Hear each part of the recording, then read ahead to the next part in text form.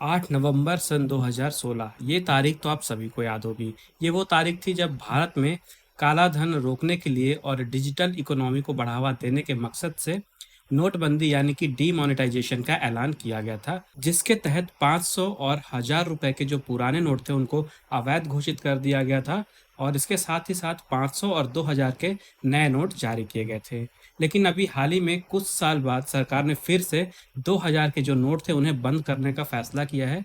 तो आखिर ऐसा क्या कारण था जिसके कारण सरकार को ये फैसला लेना पड़ा? क्यों सरकार 2000 के नोट को बंद कर रही है? इसके साथ ही साथ अगर आपके पास 2000 का नोट है तो आपको क्या करना है? सब कुछ जानेंगे इसी वीडियो में आगे, तो वीडियो में लास्ट तक बने रहिएगा।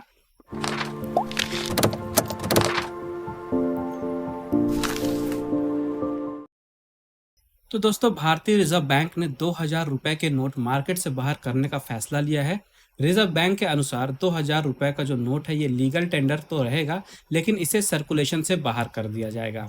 आरबीआई ने देश के सभी बैंकों को सलाह दी है कि 2000 रुपए के नोट को तत्काल प्रभाव से जारी करना बंद कर दिया जाए और आरबीआई यानी कि रिजर्व बैंक ऑफ इंडिया ने यह फैसला लिया है क्लीन नोट पॉलिसी के तहत।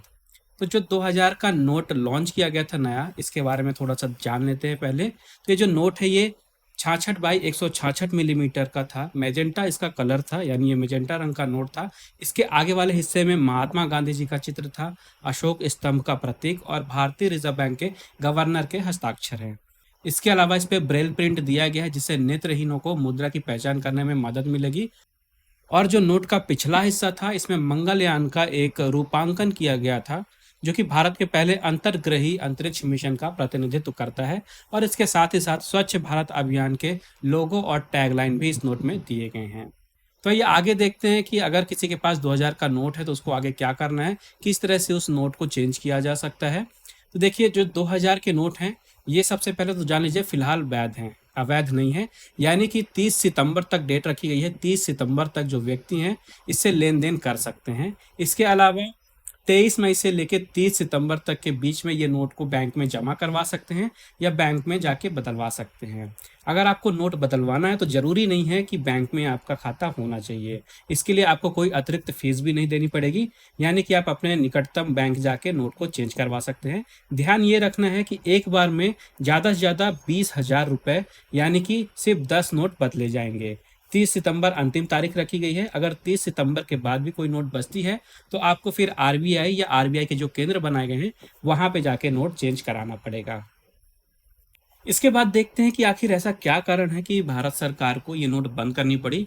तो देखिए, जो रिजर्व बैंक ऑफ इंडिया है, भारतीय रिजर्व बैंक, इन्होंने आरबीआई एक्ट 1934 के सेक्शन 24(1) के तहत 2000 के नोटों को जारी किया था। फिर से सुन लीजिए, आरबीआई एक्ट 1934 के सेक्शन 24(1) के तहत 2000 के नोटों को जारी किया गया था भारतीय रिजर्व बैंक के द्वारा, यानी रिजर्व बैंक ऑफ इंडिया के द्वारा। सन 2018-19 में ही 2000 के जो नोट है इनकी प्रिंटिंग बंद कर दी गई थी। तो रीज़न ये है साफ साफ कि सर्कुलेशन में काफ़ी ज़्यादा कमी आ गई थी और जो 2000 के नोट हैं इनकी छपाई में भी काफ़ी ज़्यादा कॉस्टिंग आ रही थी, यानी इनकी छपाई काफ़ी ज़्यादा महंगी थी। इस कारण से इस नोट को बंद किया गया है।